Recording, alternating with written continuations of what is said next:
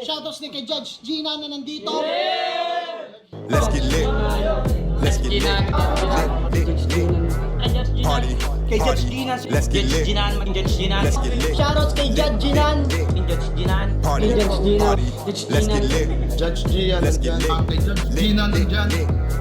Party. Ano na ito? Party. Let's get lit. Alam mo, lakas mo. Let's get Nagbabattle lit. pa tayo. Yung mga round ko, yung i-breakdown mo. Kaya Party. kay Judge Gina, Party. no? Let's get lit. Game! Let's get Di lit. pansin gano'ng mahina kasi sa TikTok Party. sa sikat. Party. Pag Let's get dyan, lit. Judge Ginan. Let's get lit. Instant na react.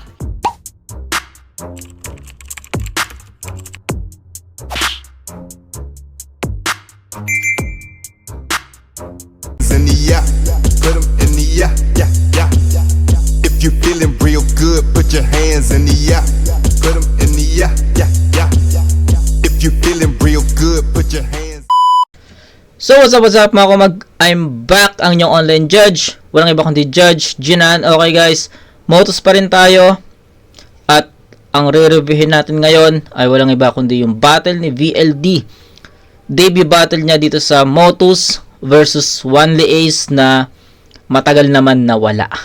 So ayun, hindi na ako magbibigay ng mahaba pang insights sa dalawang MCs.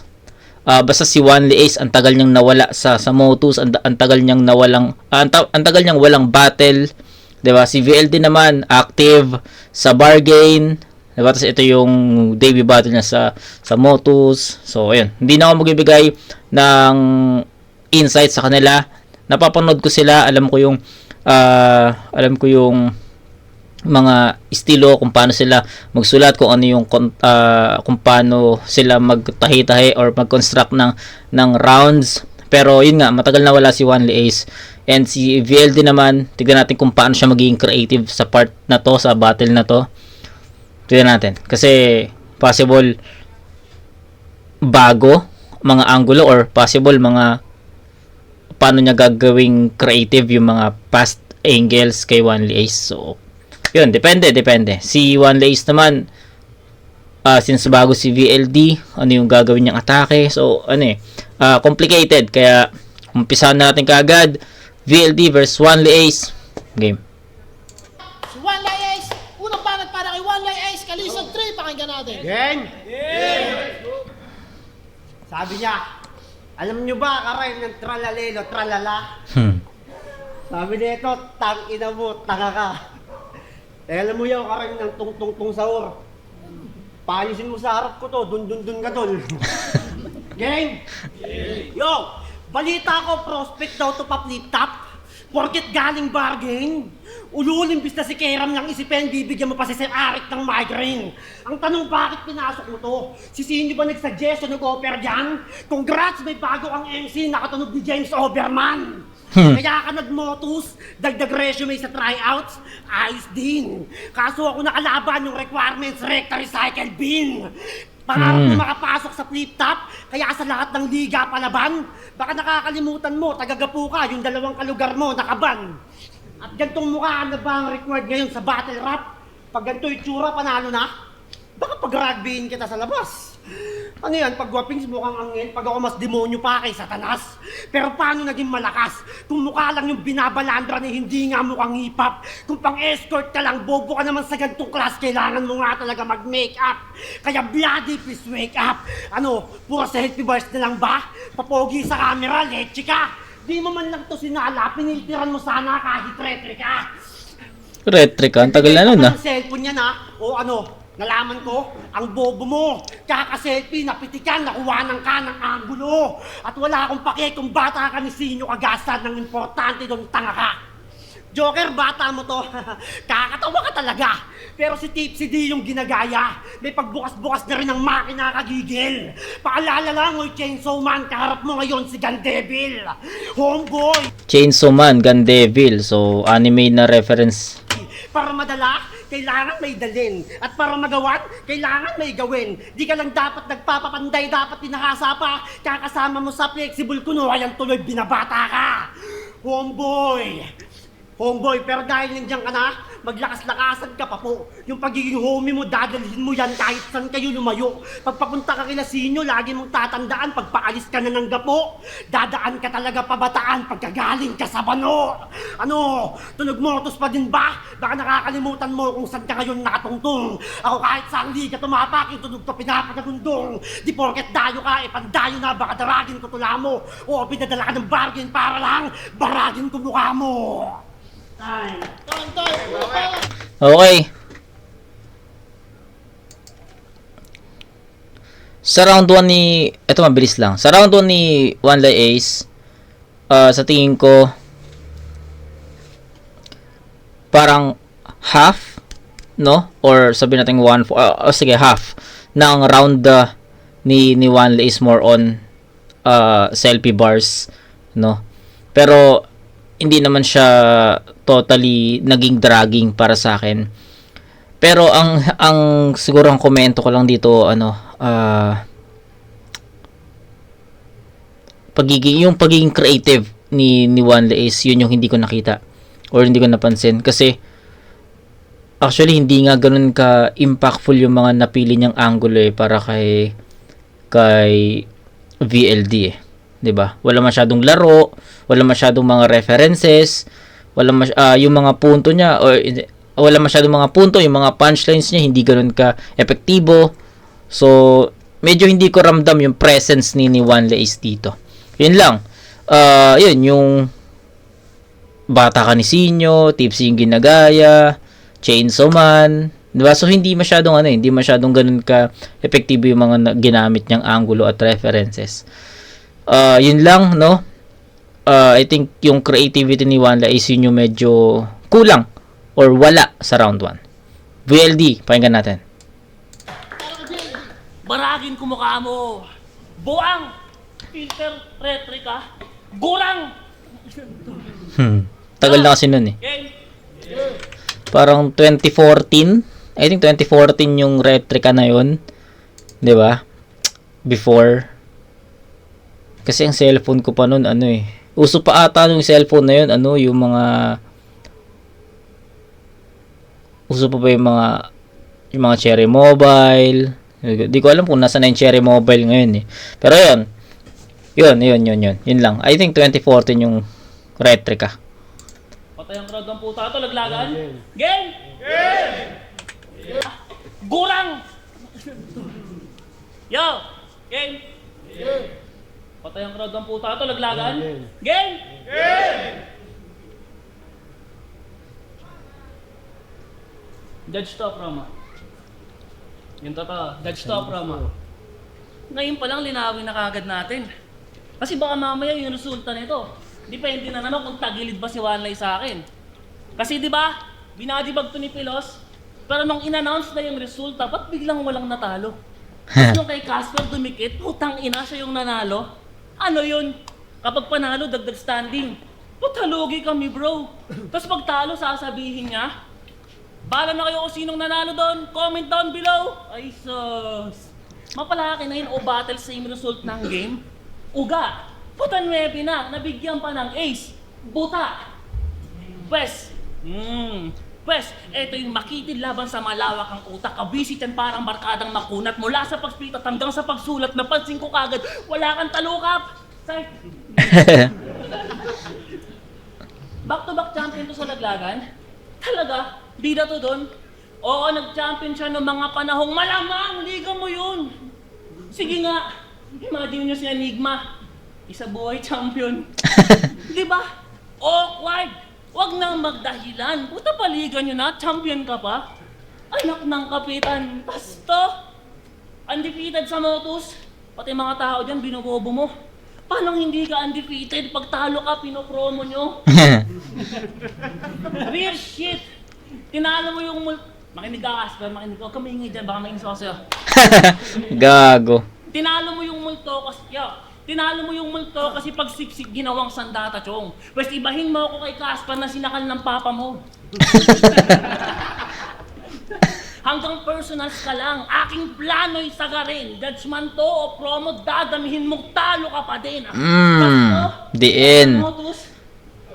Huwag kang umaasta na Diyos kung mga guhit pangwak. Huwag kang mamersonal kung kakamay uhuging pandak. Make sure to motherfucking walk the talk, you stupid as fuck. Bito ng round, tas babawiin. Ganong uri siyang God.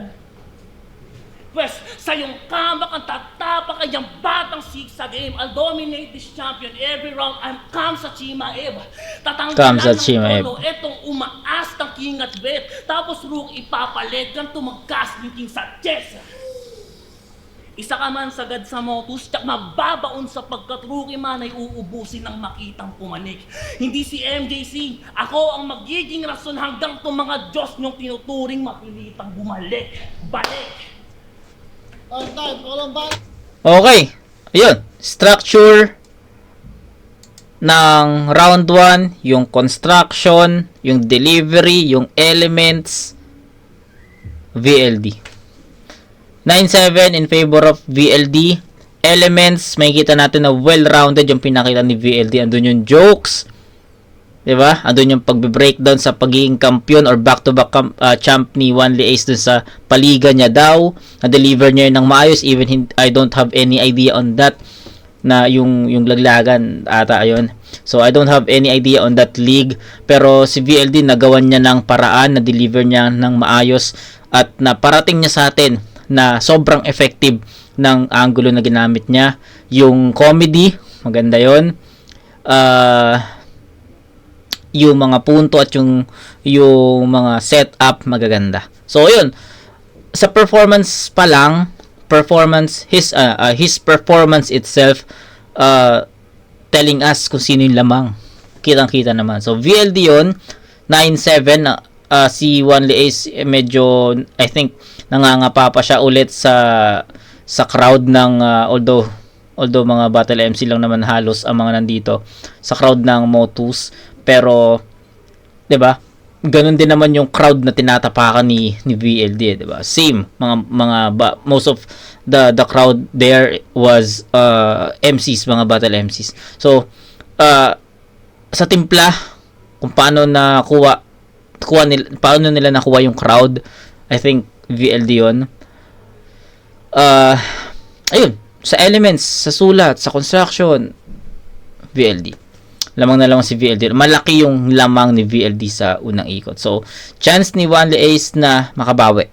Kailangan niyang i-defend yung sarili niya dun sa mga sinabi ni VLD. Kung hindi, bibigay natin talaga yung, if ever hindi niya ma-defend, I think magiging one-sided to VLD all 3 rounds. Pero, respeto kay Wanli Ace, pakinggan natin. Tanginang yan. Dating laglagan, gago siya, sinabi mo ang corny niyan. Hindi ako mayari nun, gago, si Only One. Dating korap yun, tangina, ngayon napagyabong namin. Diba? Yeah. Game, round 2. Game. Pangalan niya, BLD. Balad. Balad! De, joke lang, baka pikunin to si Repa. True name niya, Bloody. Tunog puking may regla. Bloody ang puta. Siguro yung sinasapit mo ng bata ka, ang grabe, no? Ano yan, pag nasusugatan ka, bago lagyan ng betadine, kinikis muna ng mami mo? Bloody ang puta. Tapos eto pa. One time, sumakit yung tiyan niya. Dumugo yung ilong. Si Daddy nagpanik ng sobra. Pagdating sa ospital, nakala na dengue, nakagat lang pala ng cobra. Buti dalawa lang yung sugat. Maliit lang yung tina mo. Imbis na turo ka ng antidote, kinis lang ulit ng mami mo.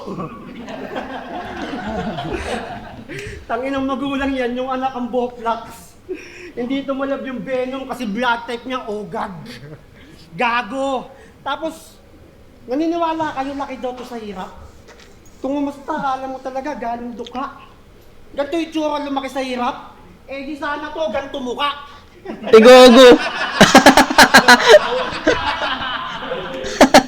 Baka saksakin kita. Sira ulo. Palibasa sarap, puro kapatira sa puwet, sububurat lang yung galawan mo. Try mo sumali sa gang ha, para yung sinasabi mong hirap maranasan mo. 30 second massacre, di mo yun kaya. Kaya huwag kang pilintag. Hoy BLD, hanggang bloody ka lang, di mo kaya na maging bloods. Kung yung laro mo dati, hide and seek, ako bata pa lang sa kamatayan nakikipagpatintero na. Kung yung sa'yo, simpleng mata-mataya lang ako buhay ko nung tinataya ko na. Hanggang abot langit ka mula sa lupa. Di mo mabibilang yung pagkatapakot pagkayuko. Tandaan mo, isinangalan mo lang yung bloody habang pinagdaanan ko yung madugo. Laglagan days pa lang nakikipagpatayan na ako nun. Nakipagkatayan din sa bahay katay sa liga ni Abaddon. Hanggang nakarating ako ng flip-top na may iilang panalo. Kaya saka mo na ako maliitin pag yung pinagmamalaki ko nagawa mo. Kaya wag mo akong masigaw-sigawan. Di mo alam yung kaya kong gawin na kupo. May pa-bloody-bloody ka pa dyan, baka pabilihin kita sa iyawan ng dugo.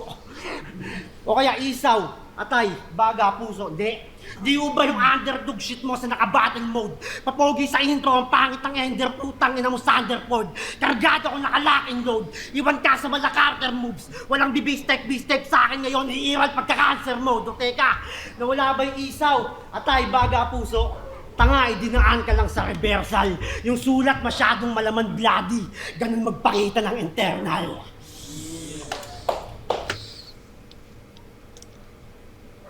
More on selfie bars pa rin yung atake ni Wanley Ace dito. Don't get me wrong guys, okay yung performance si Wanley Ace. Malinis. 'Di ba? Maganda naman yung kung paano niya tinahi yung mga rounds niya. Pero same reason kung ano yung mga nangyayari, 'di ba? Cool, yung structure ng sulat niya, andun yung selfie bars. Sa first and second round, andun yung selfie bars. Which is, para sa akin, hindi siya ganun ka-effective against VLD. Yung mga punto niya, hindi rin siya ganun kabibigat. Kaya medyo hindi rin siya ganun ka-effective. Marami. Yung presence niya, ramdam mo naman. Pero, iba pa rin kasi pag yung presence ng isang MC pumupunto talaga mabibigat So I think yung pagiging aggressive ni Wanley Ace, yung presence niya hindi rin ganoon 100% na nararamdaman siguro maybe 25-50% only. Siguro if nagiging effective si Wanley Ace dito sa mga references at sa mga angulo niya, siguro mararamdaman mo yung ganung aggression Gets nyo ba? Sana nagigets nyo yung pinupunto ko. Pero, ayun, 1 and 2 ni Wanley Ace, I think the same. So, medyo andun yung selfie bars, makikita mo, mahalata mo. Tapos medyo kulang sa impact at sa mga punto. Mga effective references, mga angulo. Unlike kay VLD kasi ramdam na ramdam mo yung pagiging well-rounded, yung mga transitions, kada elemento, mararamdaman mo. So, yun lang naman. The difference was very... Alam mo yun? Tawag dito. Malayo. Well-rounded si VLD. Si Wanley Ace naman, more on technicals. Na masyadong nagiging obvious yung layo ng agwat nila. Kasi si VLD, nakaka-connect agad Si Wanley Ace, medyo kailangan mo pang i-digest. Diba? Tapos, sometimes hindi pa nga, medyo hindi pa nga ganoon ka-effective. So yun, iikot lang tayo kung papahabain natin, same pa rin naman. So 1, VLD yung 2, pakinggan natin si VLD. Ganun magpakita ng internal. Parang gagang puta. Kada 4 verse na tumihigop. Nakaka-bad trip marinig. Ano yan? After punches hit yung lower lip, nakatakin sa bibig. Ikaw ay underbite na pangit na kangusong magilagid. Pag kumakain ka ng burger, unang nauubos yung ilalim. Imagery. Yung ipin sa taas, nakaatas, parang sikilan, sobrang gifted. Kung naging isda kayong dalawa, malamang, ang hirap niyong hulihin. Psych! Wala mo sino muna pare. Minsan lang may nagkagusto dito, albularyo pa nagsabi. Tagal albularyo pa nagsabi. Sa talento na lang sana babawi, bobo pa din. Linya na kay Pilos. Pagsasamahin ko Tagalog at Ingles kasi ang sarap mong tagain. Anong kailangan kong gawin? Pagsasamahin mo Tagalog at Ingles kasi ang sarap niyang tagain. Oh, ito. Gagawin kong Wu-Tang Clan. Si Aladdin. Paano tanga din? Winner play ba naman si Lupin sa cellophane?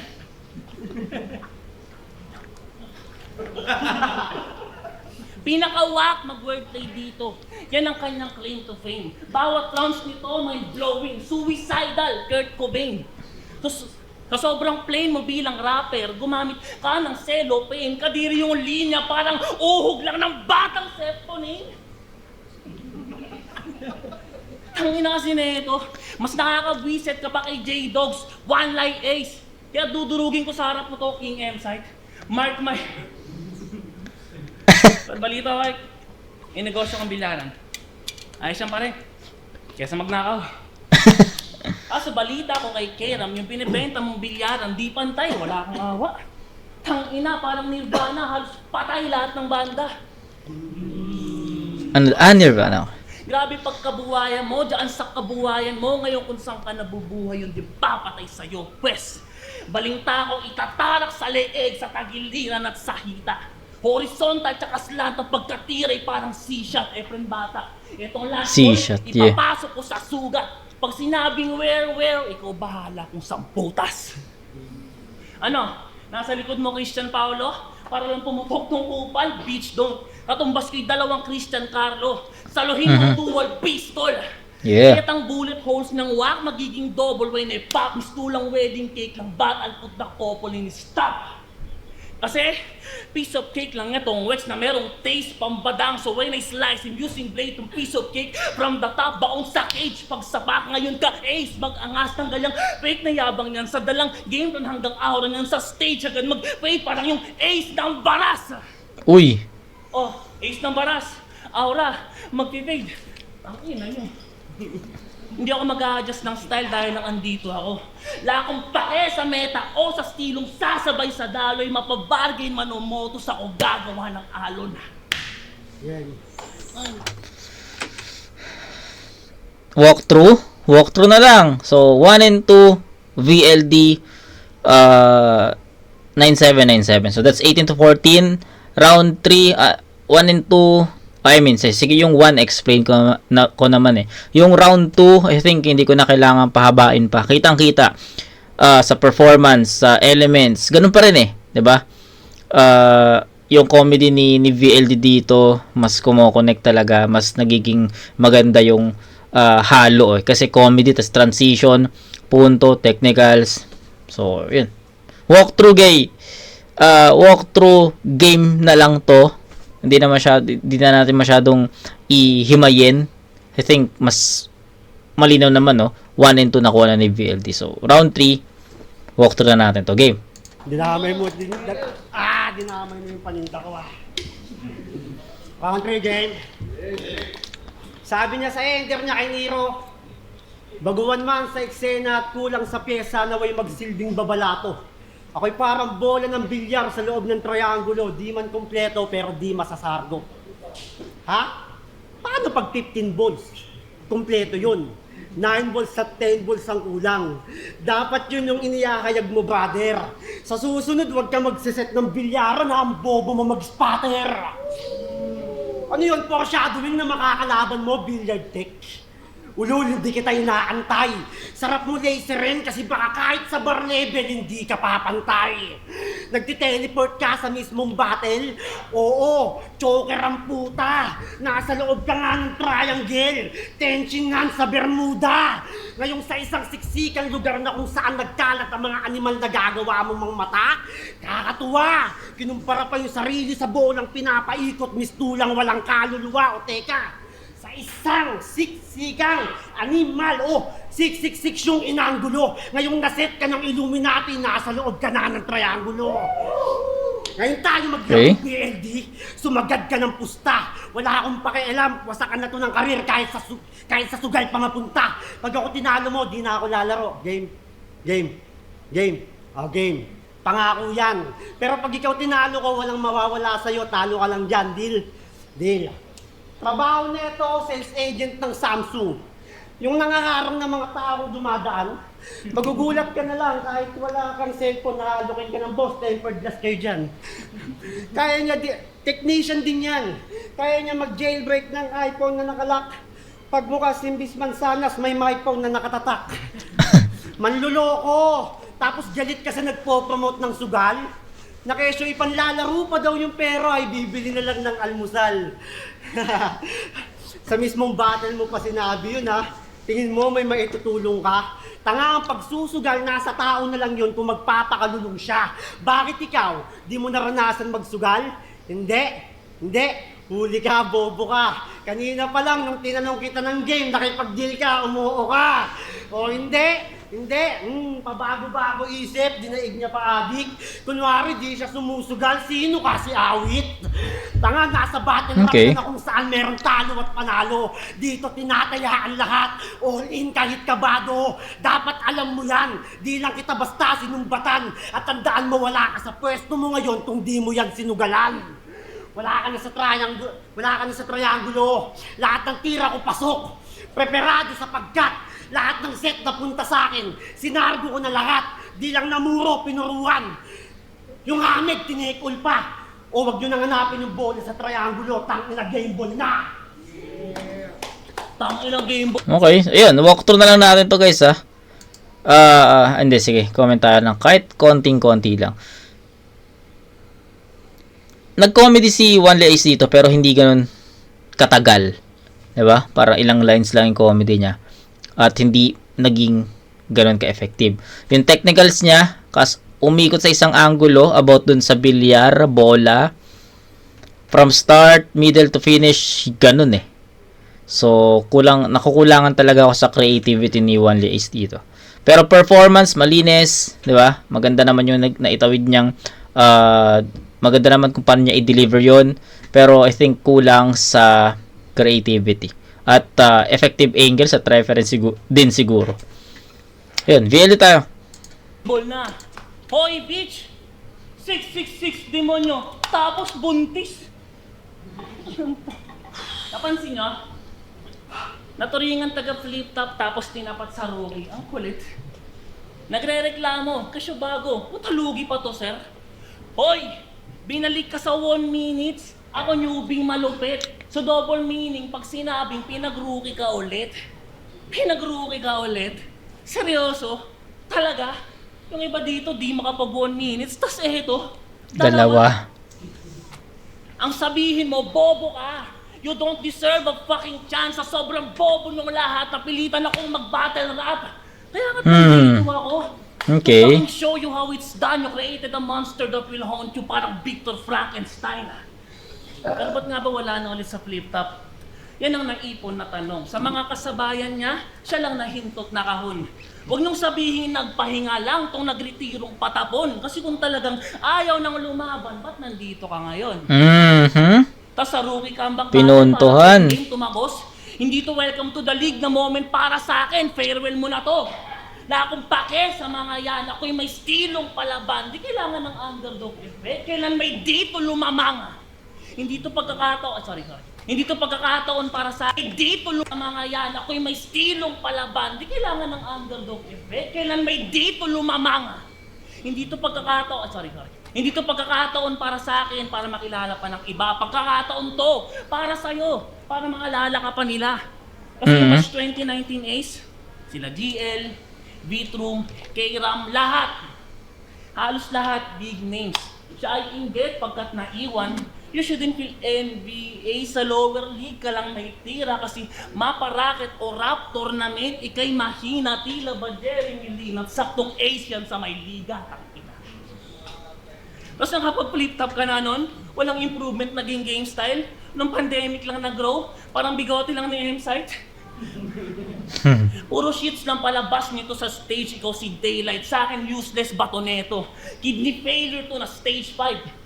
Tapos ang brain mo, walang left side, mapurul to, parang bread knife habang talas ko'y katana na kumatay dun sa St. Ice. Tapos break to sa career, fuck that, real talk, walang break side, reckless diver to sa EDSA, I'ma beat you, parang red light. Mga lines mo na pamid lang, puro tapon. Yun ang waistline. Wanna square up? Fuck the fist fight. Etong headshot ko pa lengthwise. Pinaka shot, ganit 9, tsak bugulong to pa left, right. Puro butas na to, M-side. That's how this ace dice end time. Yeah! Ayun yung pinakamalakas na round. Doon pa tayo magbibigay ng perfect 10. Sabi ko sa inyo eh. Diba? Kaya minsan nagbibigay ako ng 9 points kahit almost perfect, diba? Almost perfect or sabi natin perfect na sa paningin nyo or paningin natin. Pero ako, knowing VLD sa mga past battles niya, alam ko may mas malakas pa na performance eh. So, yun, in-anticipate ko lang. If ever na hindi dumating, no problem, 'di ba? Pero knowing VLD, alam ko may malakas pa sa ipinakita niya sa rounds 1 and 2. And yun, pinakita niya dito sa round 3. And that's the strongest round para sa buong battle na to. 10 points 10 points for him for this round. So that's 28 points over 21. All 3 rounds ibibigay ko yun kay VLD. Wala na mahabang explanation. Kitang-kita naman. Content, structure, elements, references, angles, VLD, lamang na lamang doon. Okay, sa pagpapairam ng venue, syempre sa action, syempre. Pero yun, promo tayo. Boto na kurado, 3-0 mag-iya para kay BLD.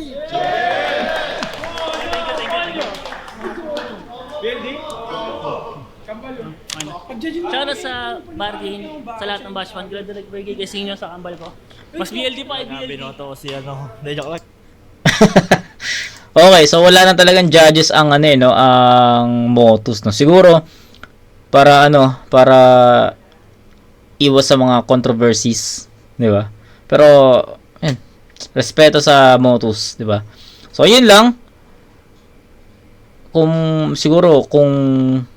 ang maririnig nyo na lang na mga judges sa battles ng Motus, siguro yun, tulad nito, mga review namin, kung sino man magre-review pa ng mga battles ng Motus, yun na lang siguro yung maririnig nyo na opinions sa ngayon, kasi yun nga, tinanggal na nga yung mga judges eh. Yun lang guys, and kita-kits tayo sa next na review. Motus pa rin, syempre, marami pa tayong utang sa Motus, bawi tayo sa Motus, okay? Peace out.